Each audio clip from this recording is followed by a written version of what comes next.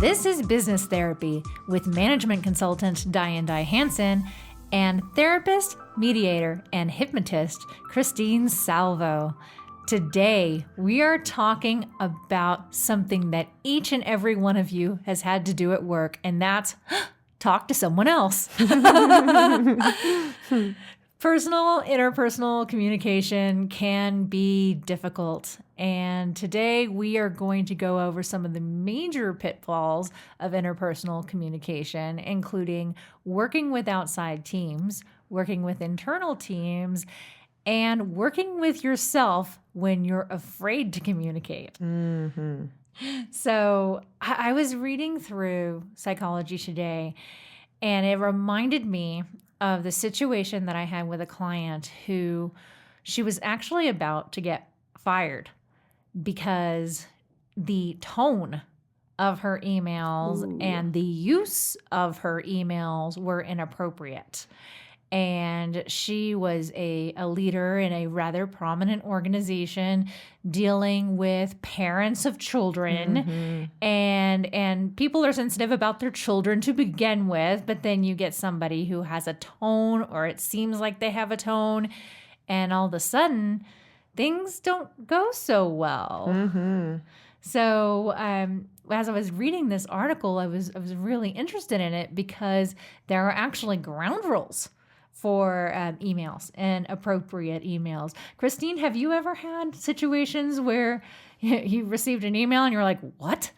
Oh, well, email, text, messages. I live in a digital world. We all do. And it's so easy to misinterpret or overinterpret or underanalyze or overanalyze. And what's really missing is body language. So much of our communication is looking at somebody else and going, they closed their posture, they opened their posture, they're smiling as they're saying it, or their tone of voice changed.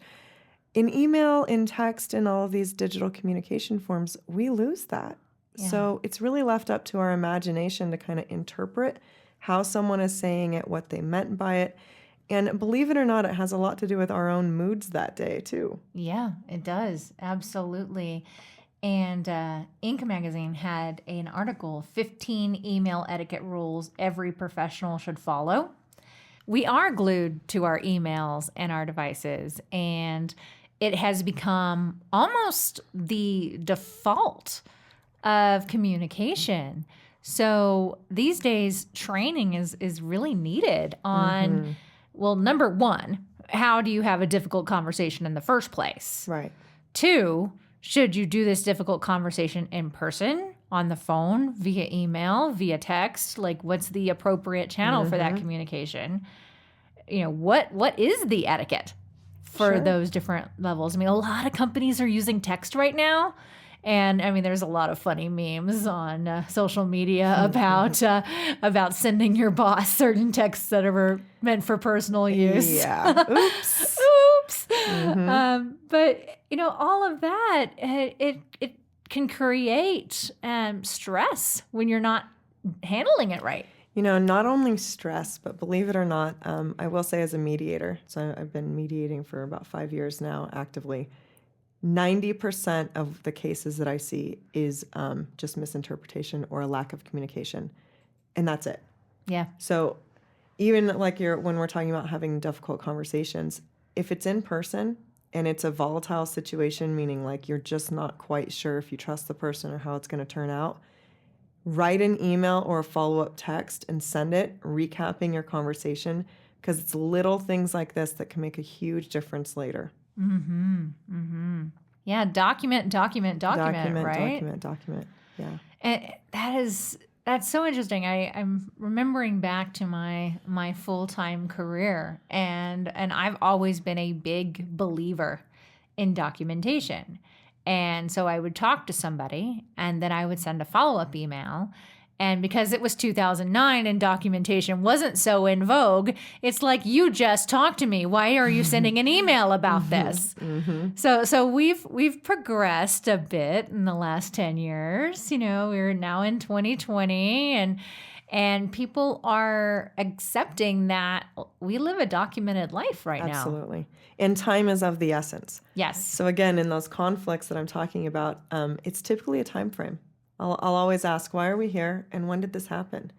And it's, typically over 6 months, the conflict happened. The thing that happened that brought them to court happened 6 months ago.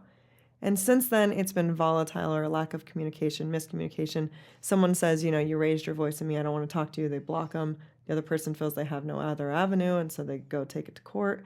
And what we really have to understand is time is necessary. So if we're having a face-to-face phone call, I can confirm things with you in the moment. If this is over text or email and you make me wait on it too long, I'm automatically going to start to have some negative emotions about it. Yeah, exactly. It's like that video game, The Sims, where you have a friend, and if you stay out of contact with that friend for a certain period of time, your friend status with that friend in the game goes down, and you have to keep on re-upping what you're doing with the friend. The same thing goes with communication, and approaching something sensitive with someone is even more, it requires a little bit more of that investment. If it's the difference between seeing someone, I don't like what you're doing, and boom, hitting them with it.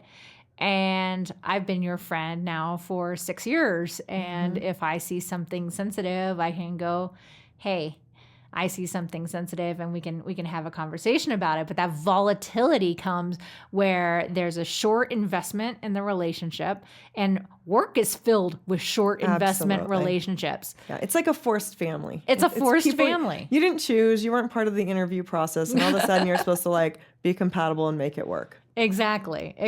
With conflicting priorities.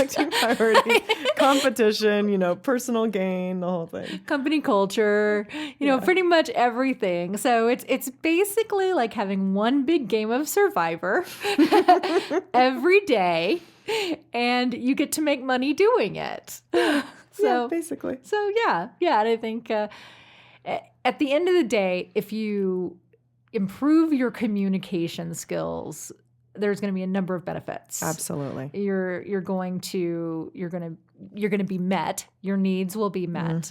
You will understand and empathize with people more.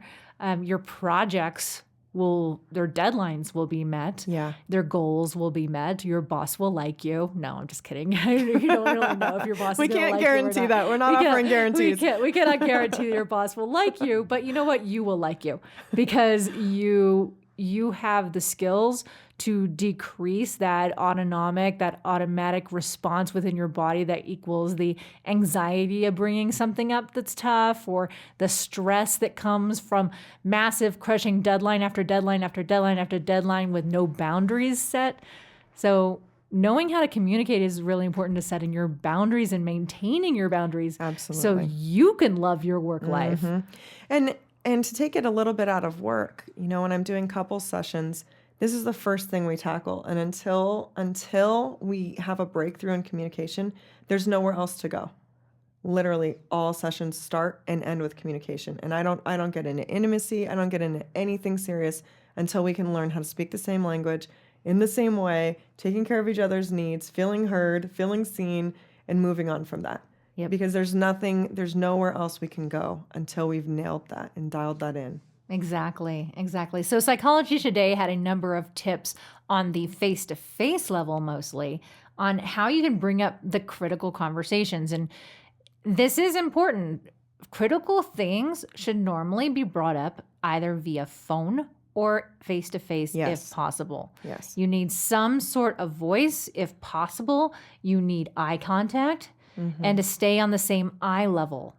And it's best that if someone's standing up, that you either stand up along with them or that you mirror that behavior. Because when you're mirroring that behavior, you have that equanimity, that equalness in the conversation. It's not me versus you. It's not me over you or under you. Yeah, the posturing is really important. Posturing is and people don't even know they're doing it. Like right now, Christine, you and I are really in sync because our body language, our legs are crossed toward each other. We're sort of facing each other. We're on the same eye level. Yeah. But if I did the whole show so by standing up, and yes, I am moving my mic, it's by standing up and saying, this is business therapy, and you, Christine, all of a sudden it's like, Yeah.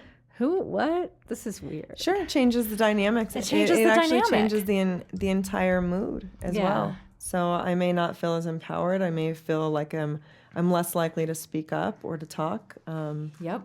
And our posture is our power, if you think of it that way. Exactly. I used to have a boss that whenever we were in trouble would say, come in my office and shut the door. Dun, dun, dun. Yes. And he would already be sitting down behind the desk in his posture while you kind of slinked in, Yeah, shut the door, and got on his level. right. But until that point where you were on his level, the energy was just, it was like a horror movie. It was scary. Yeah, It yeah. was really, really scary.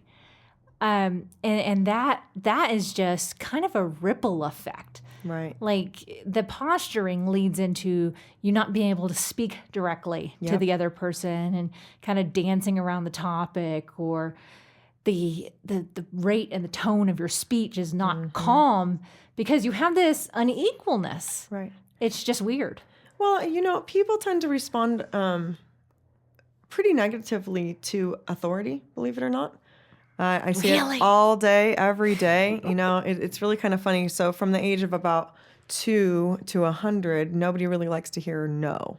Right. Don't know if anybody, that's a mystery. But, like I literally have to teach the social skill of saying no and hearing no and respecting that no is just as good of an answer as yes. Yeah. Because sometimes no is the best thing you can do for yourself and others. And sometimes yes is. But culturally, we have a really difficult time with saying no. So what that also does, like you're saying, is, if I'm already nervous and I have authority issues, either I'm intimidated by it or I'm threatened by it or I rebel against it.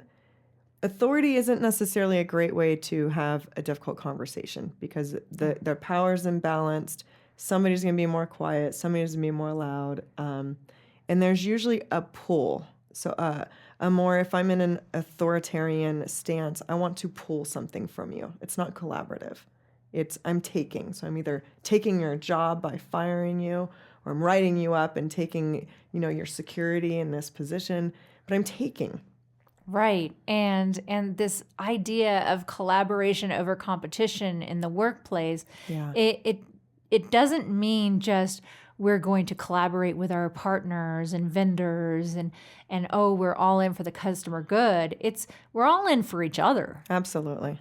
And there has been, you just look at any episode of Mad Men, or look at any episode of any show, The Wire, or anything where it has a work environment, even The Office has a work environment as a background, and you see this finger pointing, this blaming. Yeah. Which is another thing that if you want to bring up something that's sensitive, you don't do. No. And our comedy and our drama and our entertainment is modeled after really what not to do. Absolutely. And that's what we see. So it's like, oh, that was hilarious how that went out. Well, it was hilarious because it was wrong. Right. Yeah, absolutely. Because, who wants to watch a TV show of everybody just kind of like supporting each other and getting along and That's giving not high very fives? interesting. There's no conflict. Yeah, there's no conflict. There's real no like build up to anything. It's just like, hey, I love my job. Like conversation over. But this is the way that most of America educates itself. Sure. And that's another thing is that they see it happen. It might be subconscious, but they're, it's almost like what would Dwight Schrute do? And that's not the best way to handle it. So you want to avoid name calling, yelling, screaming, cursing, put downs, insults, or threats. Absolutely. Emotional or physical. Anything that makes you look like a toddler that hasn't had a nap. Yes. Avoid it.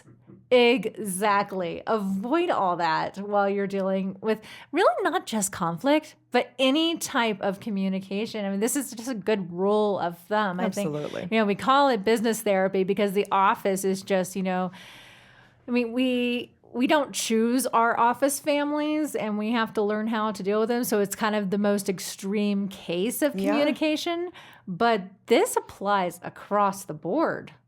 I mean, whether you're talking about your spouse or your friends or whoever you have any sort of Absolutely. conflict Yeah. with. The raging against the machine is the other thing that comes out in this yelling and screaming and everything, and you don't get anything done. Yeah. And thank goodness these poor customer service people have playbooks and they have scripts to deal with this, because my goodness, what if they didn't? Yeah. And a side note to that, when we blame, we give away our power.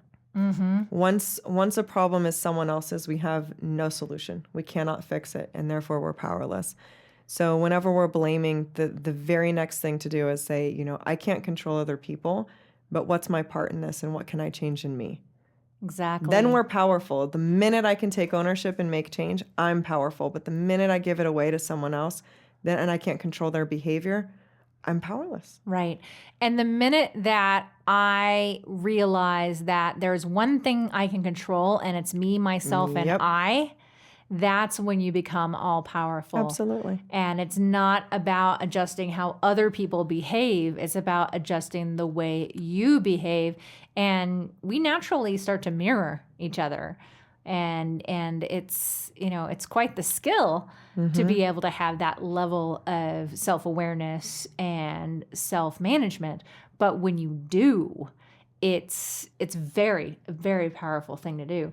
And also, once you have that self-management and you're able to control it, make sure you understand what the other person said before you respond back. So you could be all in self-control mode. No, I got this handled. But your perception of what they said is completely incorrect.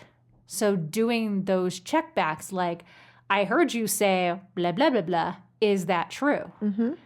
And, oh, no, it's, I didn't mean to say it like that. I meant to say, and then we can actually have a dialogue based on reality versus perception. Absolutely. So seeking clarity. Yes. Always. Am I Yeah. clear? Is that what you meant by that? Because this is how I'm taking it. No, I didn't mean it like that. This is how I meant it. I didn't think you meant it like that. I'm really glad I asked. Yeah. Otherwise, I would have this whole imagination of things that are happening that aren't. Exactly. And it's actually called the ladder of inference. So we start out as basically human video cameras, and we're just observing and recording. But our belief systems attach a meaning to those things.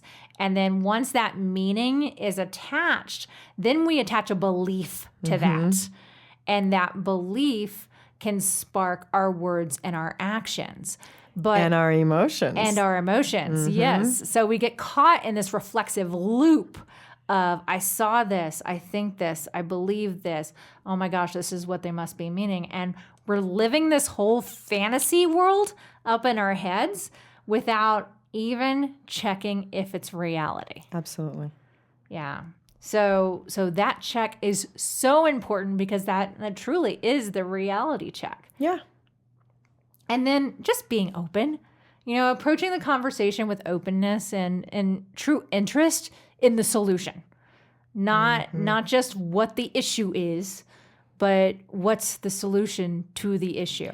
I always tell people, come to every conflict with a solution. Exactly. Every single. So before you even start, know what you want to get out of this, because problems really want to be solved. They don't want to be ongoing. Who can afford the time and the energy to just keep a problem going? So be willing to negotiate. Be willing to give as much as you are wanting to receive, right? You want someone to bend. Be willing to be flexible too. Exactly. So now that we have these core skills of how to communicate, and it's a tough topic, how do we know? Phone, email, text. First rule in the selection of a medium, of communications medium, is to know what you're attempting to do. Yeah, what you're attempting to do should be your first thought when you're confronted with what to do with reaching out. Really consider, are you attempting to get more information? Are you double checking a fact? Are you answering a question? The more sensitive something is, like I said, you need to be on the phone or you need to be on face-to-face. Absolutely. I mean, too many relationships have been destroyed via text message and email. Oh, yeah. Oh, yeah. especially text message. I like to call it textlation. Textlation. I say that was lost in textlation. Yeah. It's like, I don't know what you're saying. You don't know what I'm saying. Let's start over. Exactly. And use the phone if you want to advance something. If you want someone to take an action, pick up the phone and dial. That is really one of the most effective ways to get something across other than knocking on their door, which is not feasible. I have clients all over the nation and world. I am not going to be flying to Columbus, Ohio to knock on a door and ask a question. Did I just hear you say pick up the phone?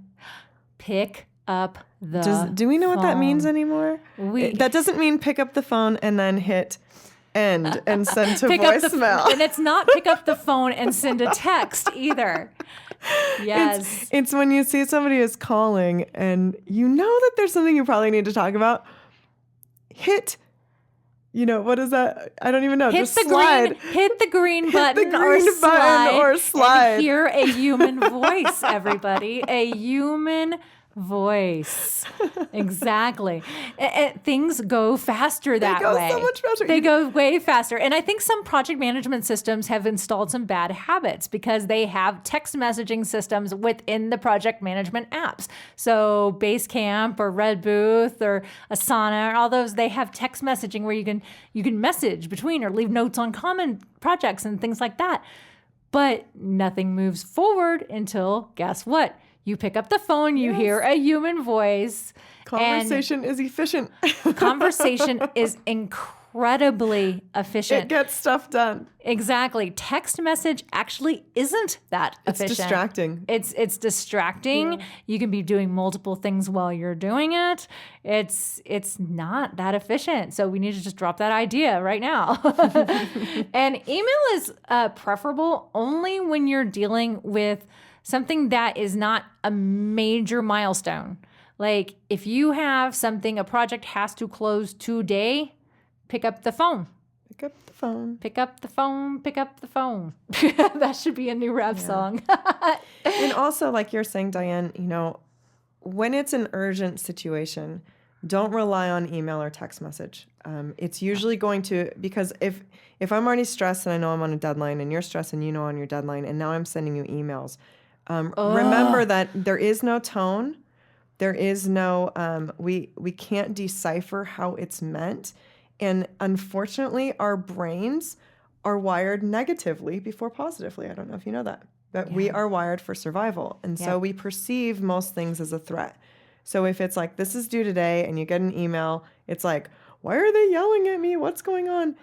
So it's really more of a, let's have a phone call. Let's get this done because we both know it's due today. But if I email you or you email me, we might have a whole nother conflict just because of that. Well, and that's another thing is that, in the effort to be so efficient, a lot of today's project management systems, they email you and then they desktop notification you. You're spending all your time clicking X's. And then they add it to your project list, whether or not it's in the original priority order. It becomes this very scary multi-channel nightmare. Mm-hmm. So I would say on this is to pick a channel and stick with it. And turn off extra notifications. Great idea. That are going to drop. I mean, I call them anxiety bombs. Like I love it. I love that. I hear that click, click, and I'm like, oh, I have anxiety now. What am I forgetting? What did I do? What am I forgetting? What I do? Who needs what? I turn off the ding on my text messaging. Mm-hmm. And I turn off the sound on my notifications. And then I have a prescribed time, usually when I'm rounding out the end of a project, where I will check the project management system and see if anything has changed. Good idea. Mm-hmm. But I don't have that extra bit of anxiety.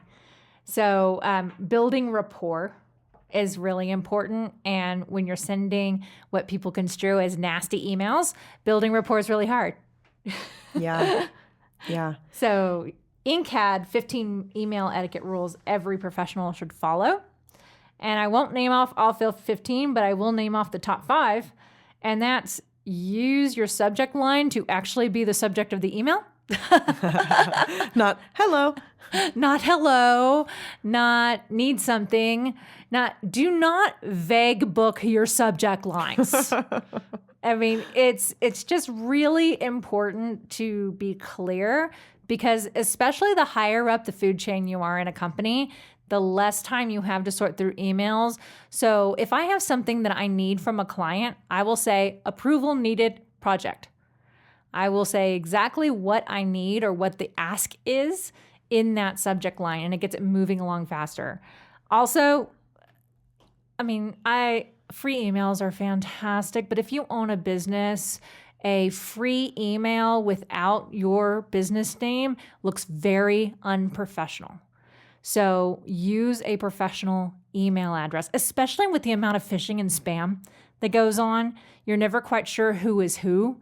So if you're a professional, be your name at yourcompany.com. And what that does is that adds that layer of credibility as you're building rapport and sending confirmations via email and sending communications you want to be paid attention to. Also, you don't want to get caught in a spam blocker. And then think twice before hitting reply all. Please. Tone. Make sure it sounds appropriate. Make sure you're not missing words. Make sure you're not missing punctuation. All those things that you'd have to send 5 follow-up emails correcting. Just do it right the first time. If you're anxious, if you're stressed, if you're angry, put it in the drafts folder. Yes. Take 5 minutes. Ask someone else to read it and go, if I sent this to you, how would you feel? So coming back to that client, I gave her a cooling off period. Yeah. So basically her job was so stressful that she had this crush to answer. And I asked her, I said, what's the worst thing could happen if they didn't know by tomorrow morning? It's 3 p.m. What's the worst thing that could happen? Well, probably nothing. Okay. You have a cooling off period. It might not be 24 hours, but it might be the next morning.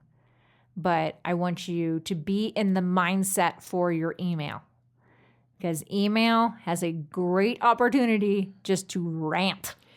And you can't take it back. You can't. It's permanent. It's documentation. You cannot take this back. So use it wisely and cautiously. Like you said, so many things we do so flippantly because it's just available. But this matters. Exactly. This does matter. Communication absolutely does matter. Thank you so much, Christine. It's been a great episode. Thank you, Diane. I hope this episode has helped you communicate better throughout your day today through text, email, or face-to-face. I'm Diane Dye Hansen. I'm Christine Salvo. And this was Business Therapy. Have a great morning.